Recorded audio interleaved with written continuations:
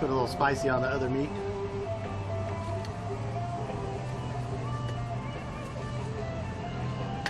Ooh, look at that drip. Try not to drip on you all. So I think I'm going to go to a concert tomorrow night after you leave. Yeah? You got one out at like the Caravan or one? I'm going to go to, I think it's the fairgrounds tomorrow. They have a group called the House Rockers. Cool. And I think it's like rock and roll and jazz, and they have like a horn section in that. So, and then I'll probably be able to catch it because I'll probably be waiting around somewhere in an airport. So. Well, yeah, that might be fun. I've got a 6-hour layover. 6 hour? Yep, 6 hours. That's why I had to get the headphones. So when you have 6 hours like that, do you basically stay in the airport, or because you just don't take the chance to leave, right? Yeah, I would be really nervous to leave unless it was more than like maybe 12 hours. If it was 10 or 12, I might. And then it's just the risk of, because if you miss the flight, that's it, you're done, right? That's the thing. No refund anymore, right? Yeah, that's the thing. Like when I'm flying back, if I miss the flight, that's it for the night. We're not a big enough airport that we have like a ton of them, late at night. So. Oh, okay. So that's literally the flight that's coming in. Mm-hmm. Yeah, they kind of consolidate them all and then fly it in. But nowadays, the way most airlines go, if you get the cheap, unless you pay more money, you can't cancel anymore, right? A lot of times. Yeah, the one I'm on, they do allow you to. I think now they've just gone to where they do allow that, but I think you still have to buy like a higher tier ticket if you want to do it same day, within like so many hours or something. I think a lot of them sort of kind of changed that with with COVID. They kind of adapted and started allowing people to. Oh, to change. Mm-hmm. But I had one when I was going to Chicago for a work trip. I had to go through the city I had to go through. I got there on the flight, got off the flight, ran like 20 terminals. I mean, just moving nonstop, just walking. Got to the next terminal, and it was still like maybe 25 minutes before. They had closed the boarding door. There was nobody left in that area of the terminal. So closed the boarding door, and I'm like, maybe I'm in the wrong area. And then here comes the guy, the attendant coming off. He's like, can I help you? And I'm like, yeah, I'm here for that flight there that leaves in like 30 minutes. He's like, nope, doors are closed, flight's closed, can't let anybody else on. So they closed it 25 minutes before departure. Wow, that's really unusual though, right? Mm-hmm. And they, obviously they knew I was coming. So I'm assuming they were probably overbooked like we talked about. And then they just gave my seat to somebody probably that was waiting there. So it wasn't like they offered you $6,000 like you hear sometimes? Heck no. Because, of course, they claim it's my fault, because I was late. Because, if I was late getting there. If I was on an airplane and they said, oh, we need some volunteers, we'll give like $10,000, I'd be running towards that door. Oh, yeah, my seat right there, go ahead. Yeah. No, the only ones I've had be canceled were for weather. And, of course, weather, they don't do anything for you. Weather, they say, oh, it's not our fault. So then they considered a delay, or they canceled the flight and you would then book you in another one? So for me, at first they were like, well, you missed the flight, so we'll get you on one whenever we can, which might not be tonight. And I was like, no, I didn't miss the flight. You all closed the door way before, And so did they refund you that time? No, they got me. I had to do a standby. I missed the next closest standby, but then I got on the one about an hour after it. So I still got to Chicago because I was supposed to be there for work. So I told them, I'm supposed to be here for something.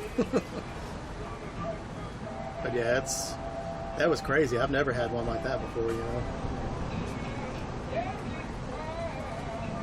Yeah, Mr. 2 Minutes, they have some. It's not the biggest one. They've got a Whataburger, so I'll probably end up getting Whataburger maybe.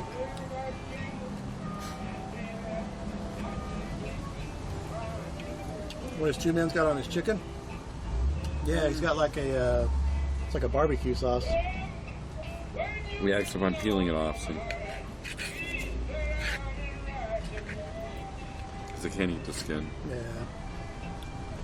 But I get a little barbecue sauce. This is actually really good. Actually, I wasn't mentioning it yet, but this is amazing. This the flavoring right here of this one. And then with the sauce on it too. Nice meat flaps there. Nice little meat snack. It's a meat snack. Wait, Mrs. 2 Minutes says no Auntie Anne's in that airport. Oh, the funny thing, they do have an Auntie Anne's. So the first time I went through there, the Auntie Anne's was closed for the road trip. This was like at 8 o'clock. So then we went through with my family to go to Denver recently. Aunt Anne's was closed when we got in there, which was only like 5 o'clock. But coming back, we got there a little later, and they were open, but they only had a couple of the pretzels. They only had like the almond and like some like cashew pretzel or something, and the bites. So we had to get the cinnamon bites. They didn't have any of the normal ones at all. But it's so random. We'll just have to see if they're open. Sometimes they are, and sometimes they're not. It's actually a pretty good the way you've got it framed, because that's the name of the restaurant right there. Oh, yeah. Hey, you see a little road sign there for the name of the restaurant. Barbecue 152. 152 is the highway that cuts from here from 101 back to Hollister area. I always thought Hollister was a beach town. Is there another Hollister like down in LA or something? Because I thought I used to see webcams for Hollister, like on a beach front or something. I don't think so. I think that clothing company, I actually think it's from Hollister, California, is the Hollister's just it's kind of like Gilroy. I think it was one of the last places to have a Kmart left around here. Oh, really? Yeah, that and Salinas. But I think they've closed them all now. Last one I ever saw was in, Dasher would go to that one in New York. I always figured they must have missed the memo they were supposed to be closed, Hollister's kind of like just before you get to 5 out there in the valley, and so it's hot. Yeah. Closer to the Nevadas, I guess. Like going towards that. You head out like we were going to the end of Gilroy, and then it's out towards the valley, like you're heading towards 5 to go to like LA. I think you actually go over 5, and then Hollister's after that. Chris would know. Yeah, right. So then if I ever do that, I can just tell them that and get a first class seat, right? Yeah, the airliner was Auntie Lee. Yeah, it was the weirdest situation. Chris would know. He drives that area all the time. That's why they call him Santa Cruz Chris, by the way. Did you know that? What? Because of Hollister? Because he likes that area over there. Nice, Chris. She said, Chris asked too, did two men's get a couple hairs cut? Yeah, I was bored. But I do like, you say you cut your own hair? Yeah, I've been pretty much started doing that during COVID because, of course, I didn't want to go into a place.